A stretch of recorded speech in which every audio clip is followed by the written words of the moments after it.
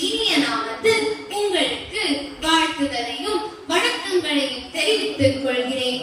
இன்றைய கதாகால சேவை தலைப்பு என்னவென்றால் எதிர்கார்மிகியர் மற்றும் செப்புலிங்கம் பற்றியதாகும்.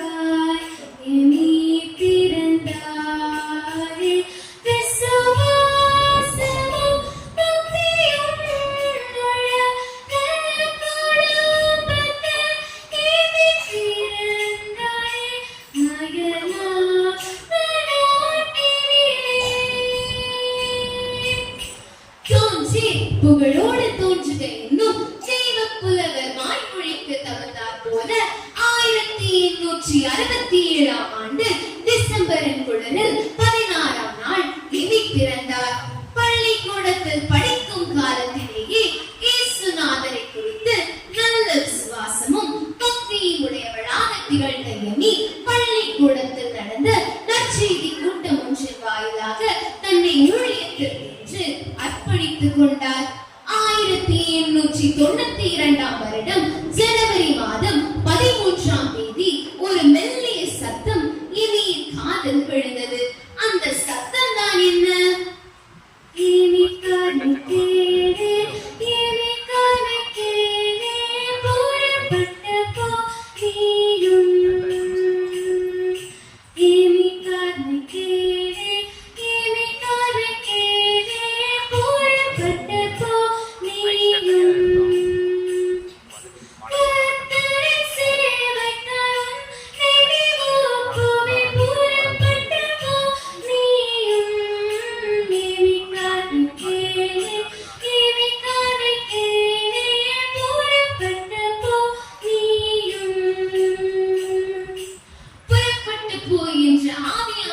குரலுக்கு கீழ்ப்படிந்த எமி 1895ஆம் ஆண்டு பெங்களூருக்கு வந்து தமிழ் கற்று சேலை கட்டி தமிழ் பெண்ணாக பண்ணை விட்டு ஊழியத்தை செய்ய துவங்கினார்.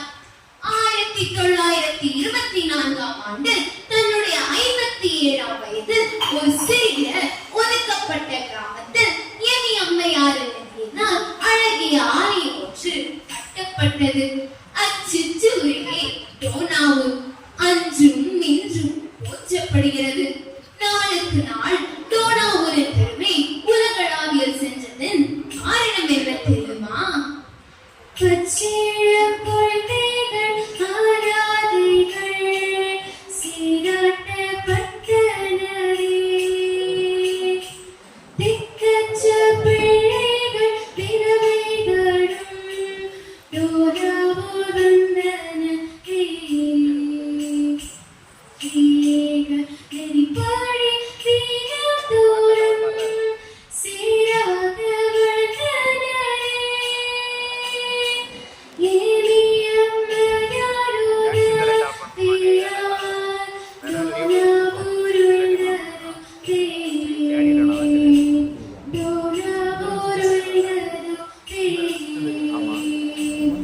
டோனாவூர் ஐக்கியத்தின் வேதனைகளும் சோதனைகளும் நாளுக்கு நாள் வளர்ந்து கொண்டே சென்றது. இப்படி இருக்க ஒரு நாள் எமி அம்மையாரின் காதில் ஒரு செய்தி வந்தது. அந்த செய்தி தான் என்ன?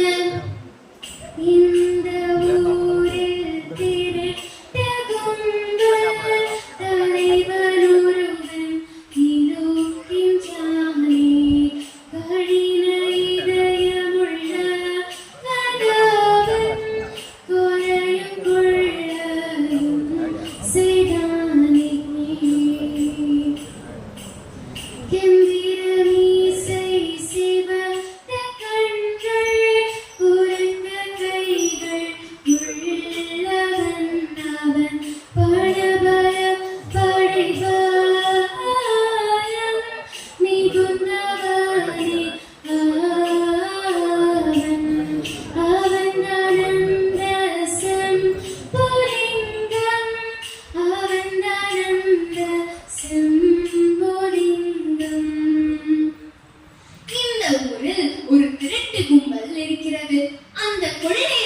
இங்கே தலைவனாகவும் ஒருவன் இருக்கின்றான்.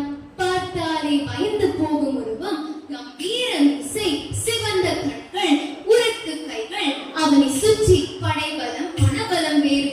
அவனை கண்டு அஞ்சாதவர்கள் இல்லை. ஆனால் அவன் அஞ்சா நெஞ்சிலன். அவன்தான் செம்புலிங்கம். ஓஹோ, அப்படி ஒருவன் இருக்கின்றானா?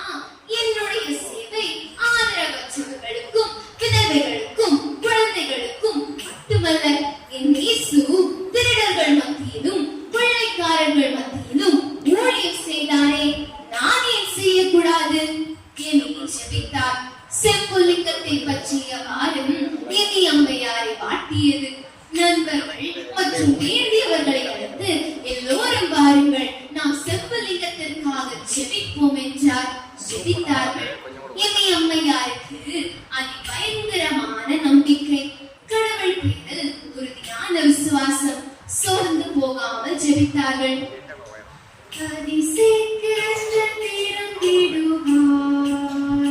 இந்த செம்புலிங்கம்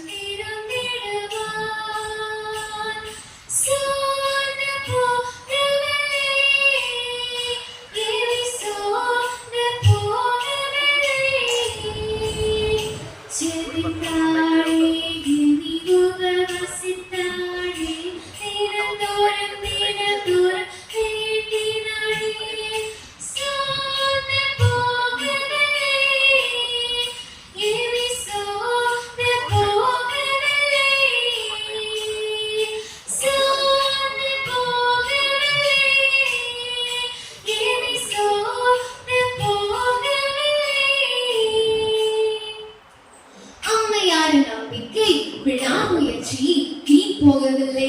யாராலும் பார்க்கக்கூடாத செம்புலிங்கத்தை எமி அம்மையார் நேராக சந்தித்தார். உனக்காகத்தானே ஐயா இயேசு சிலுவையில் மரித்தாரையா, இன்று எமி சொன்னவுடன் எனக்காகவா ஹா ஹா ஹா என்று சிரித்தான். எமி அம்மையார் மனம் தளரவில்லை. அந்த இடத்திலேயே தன்னுடைய முழங்கால்களை ஊன்றினாள். மனம் திறந்து அழுதார்கள். அழுது புலம்பினார்கள். ஒரு போதையா செம்புலிங்கத்தை நினைக்கையே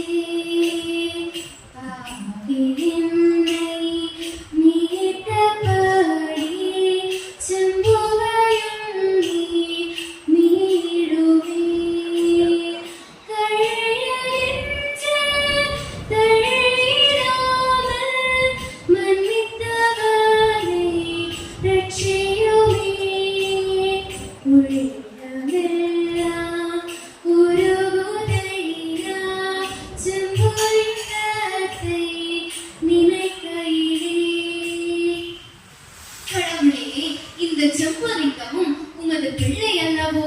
இவன் பிறந்த போது திருடன் அல்ல, கொள்ளையனும் அல்ல. இந்த சமுதாயமே இவனை கொள்ளைக்காரர்களுக்கு தலைவனாக்கியது. மன்னியும், உமது பிள்ளையாக மாற்றும். கதறி அழுதார்கள். கண்களிலிருந்து கண்ணீர் தாரை தாரையாக ஓடியது. எமி அம்மையாரின் கண்ணீரை யாரோ துடைத்தது போலிருந்தது. மெதுவாக கண் திறந்து பார்த்தார்கள். நம்ப முடியவில்லை. அது செம்புலிங்கம். முழங்காற்படியிட்டான். எமி அம்மையார் செபித்தார்கள். இயேசுநாதரை குறித்து மேலும் அறிய ஆவலுடையவனாக இருந்தான். அறிந்து கொண்டான். எனக்கு ஞானஸ்நானம் வேண்டும் என்றான். கிறிஸ்தவனாக மாறினான். கிறிஸ்துவை உடையவனாக மாறினான். மெய் கிறிஸ்தவனாக வாழ துவங்கினான். இந்த நிலையில் எதிர்பாராத விதமாக எமி அம்மையார் ஒரு குழியில் தவறி விழுந்து விட்டார்கள். 20 ஆண்டுகள் படுக்கையில் இருந்தார்கள். பல நூல்களை எழுதினார்கள்.